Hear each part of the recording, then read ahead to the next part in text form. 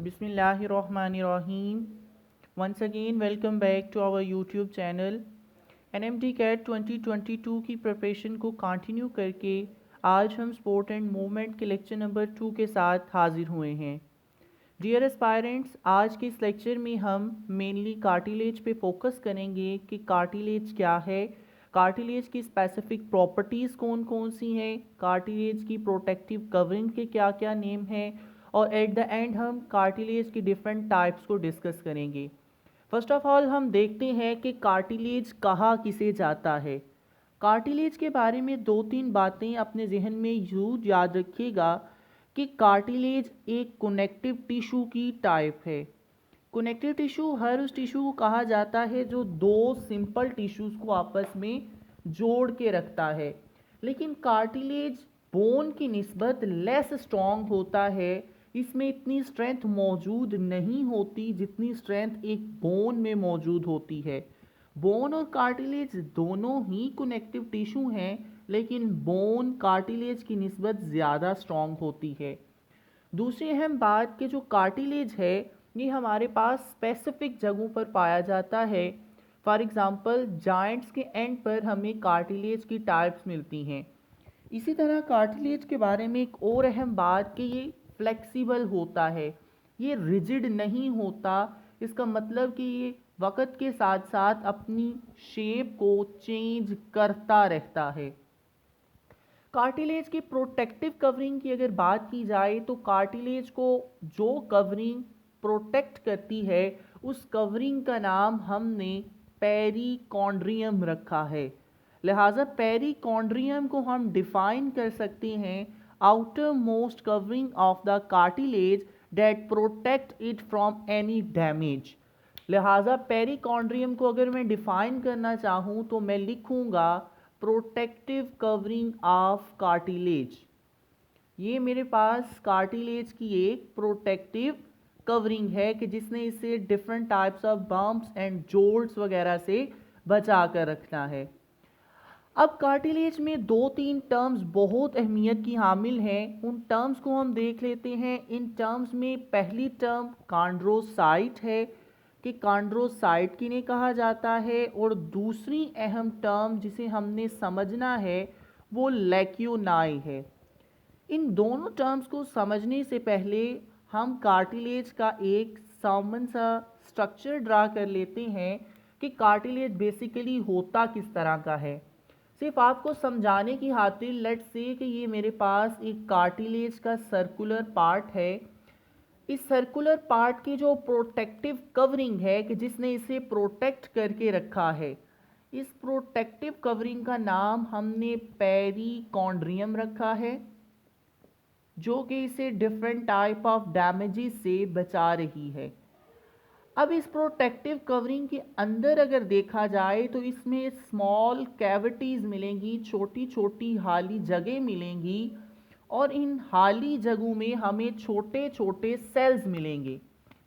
अब इन हाली जगहों का क्या नाम है और इन छोटे छोटे सेल्स का क्या नाम है, यही ये दो मेन टॉपिक हमें बताएंगे।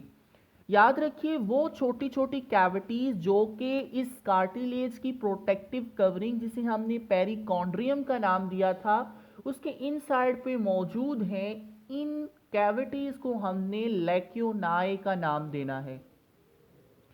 और जो इन लेक्यूनाई के अंदर छोटे छोटे सेल्स हैं ये मेच्योर सेल होते हैं, ये इमेच्योर नहीं होते, ये कंप्लीटली डिफरेंशिएटेड सेल्स होते हैं। और इन मेच्योर सेल्स का ही बेसिकली नाम कॉन्ड्रोसाइट होता है।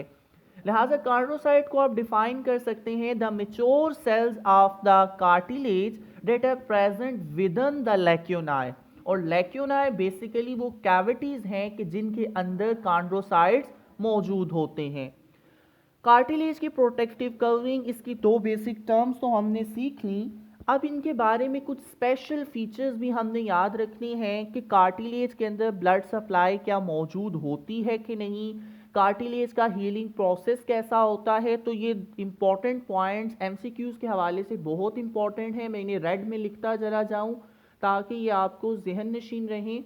पहली बात तो ये कि इनके पास ब्लड सप्लाई नहीं होती। अब अगर इनके पास ब्लड सप्लाई नहीं होती तो क्वेश्चन ये बनता है कि ये अपने आप को डिफरेंट टाइप्स ऑफ मटेरियल से कैसे आशना करते हैं, यानी इन्हें डिफरेंट टाइप्स ऑफ मटेरियल्स और न्यूट्रिएंट्स जिनकी इनको ज़रूरत होती है वो कहाँ से हासिल करते हैं। तो याद रखना कि इनके पास डिफ्यूजन का मैकेनिज्म होता है। ये simply different type of material को डिफ्यूज़ करके हासिल करते हैं। इनके पास कोई ब्लड सप्लाई नहीं जिसके ज़रिए न्यूट्रिएंट्स इन तक पहुँचे, बल्कि इनके पास एक डिफ्यूजन का मैकेनिज्म है और ये डिफ्यूजन ही वो प्रोसेस है कि जिसके ज़रिए ये तमाम तर मटेरियल्स, तमाम तर न्यूट्रिएंट्स हासिल करते हैं। अब चूंकि इनके पास ब्लड की सप्लाई नहीं, ब्लड इतनी ज़्यादा सर्कुलेशन नहीं कहाँ करता, लिहाजा हीलिंग प्रोसेस के लिए हमें न्यूट्रिएंट्स जब मंगवाने पड़ेंगे by the process of the diffusion, इसके लिए बहुत ज़्यादा टाइम लग जाएगा। यानी इसी डिफ्यूजन मैकेनिज्म के ज़रिए, इसी डिफ्यूज्ड सिस्टम के ज़रिए ब्रेन तक मैसेज पहुंचाना और फिर कार्टिलेज को दोबारा रिपेयर करना, इसकी हीलिंग करना, ये बहुत स्लो मैकेनिज्म होगा। याद रखिए जहाँ ब्लड की सप्लाई होगी वहाँ बहुत जल्दी हीलिंग होगी। यही वजह है कि अगर ब्लड की सप्लाई जिस पार्ट में ज़्यादा हो वो खून निकलता तो वहाँ से बहुत ज़्यादा है, लेकिन वहाँ हीलिंग भी बहुत जल्द हो जाती है। अब चूंकि कार्टिलेज में ब्लड की सप्लाई कम है या ना होने के बराबर है, इस वजह से कार्टिलेज जो है ये बहुत आहिस्ता आहिस्ता हील करता है। हील मीन कि इसका जो जख्म होता है वो बड़ा आहिस्ता आहिस्ता बढ़ता है। लिहाजा ये तीन बातें आपने ज़रूर याद रखनी है कि इसके पास ब्लड सप्लाई नहीं होती, ये डिफ्यूजन के ज़रिए से मटेरियल का इनटेक करता है और ये बहुत आहिस्ता आहिस्ता हील करता है।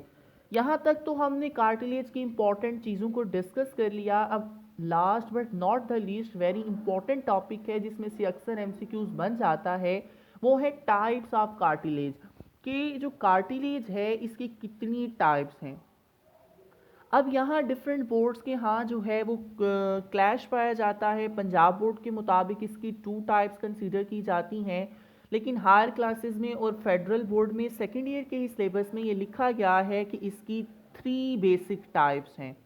लिहाजा आपने रिसेंट नॉलेज को कंसर्न करना है और जब कभी भी क्लैश आ जाए आपने मेनली फोकस करना होता है फेडरल बोर्ड को। तो फेडरल बोर्ड के मुताबिक इसकी 3 बेसिक टाइप्स हैं। उन टाइप्स के नेम और एक्सप्लेनेशन हम यहाँ देख लेते हैं। इन 3 टाइप्स में जो पहली टाइप है उसका नाम हमने हायालीन कार्टिलेज रखा। दूसरी इंपॉर्टेंट टाइप का नाम हमने फाइब्रस कार्टिलेज रखा और तीसरी इंपॉर्टेंट टाइप का नाम हमने इलास्टिक कार्टिलेज रखा।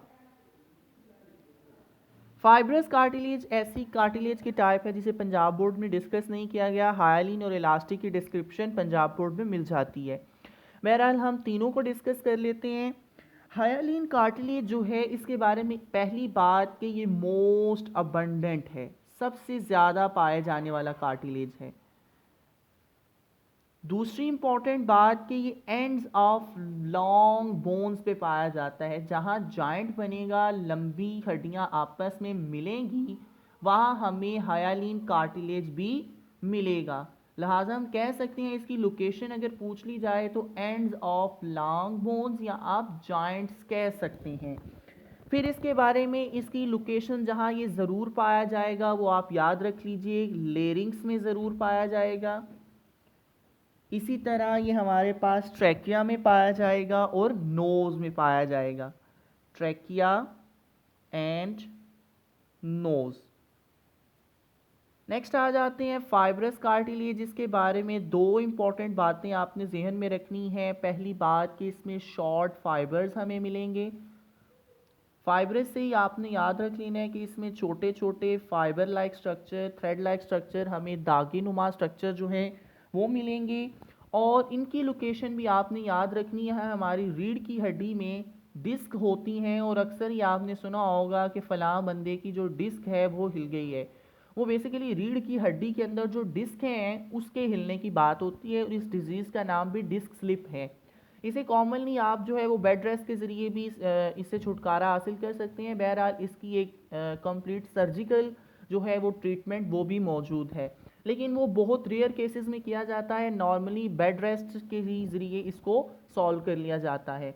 इसकी ट्रीटमेंट में ज़्यादा डॉक्टर्स जो है वो बेड रेस्ट ही रिकमेंड करते हैं। बहरहाल इन वर्टिब्रल डिस्क जो हैं उसमें ये हमें मिलेगा, उसमें हमें फाइब्रस कार्टिलेज मिलेगा, इनवर्टिब्रल डिस्क।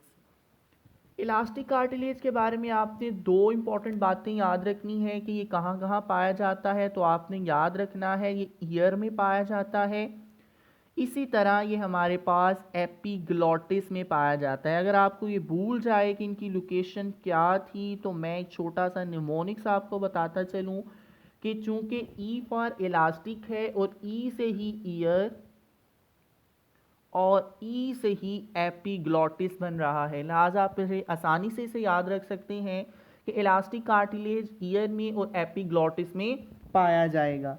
ये था हमारा आज का लेक्चर कि जिसमें हमने कार्टिलेज को डिस्कस किया, कार्टिलेज के डिफरेंट टाइप्स को डिस्कस किया, कार्टिलेज की प्रोटेक्टिव कवरिंग और कार्टिलेज के बारे में तीन इंपॉर्टेंट बातें जो कि बहुत ज़रूरी हैं और इसमें से एमसीक्यूज आने के बहुत ज़्यादा चांसेस हैं।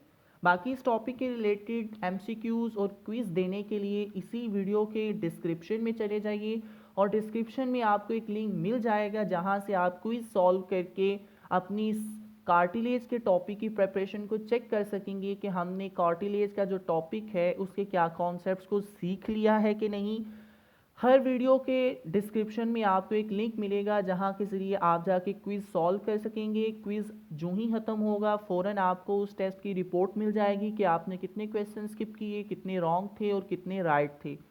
मज़ीद किसी भी किस्म की क्वेरी के लिए आप व्हाट्सएप पे कांटेक्ट कर सकते हैं। मैं अपना व्हाट्सएप नंबर यहाँ लिख दूँ 03135287 618। लेकिन सिर्फ वही मैसेज कीजिए, वही बात कीजिए जो कि रिलेटेड टू स्टडी है।